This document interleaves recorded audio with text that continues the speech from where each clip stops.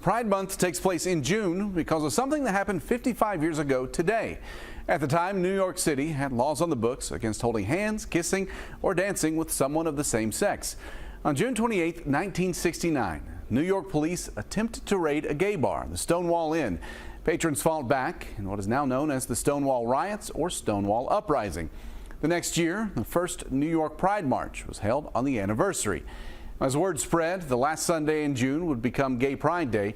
Eventually, the entire month became a time to celebrate and recognize the LGBTQ+ community. The Stonewall National Monument was dedicated in 2016, and their visitor center actually opens today. It is free to enter. If you have a good question, just email us. Goodquestion@WKYT.com. I'll see you on WKYT Mornings.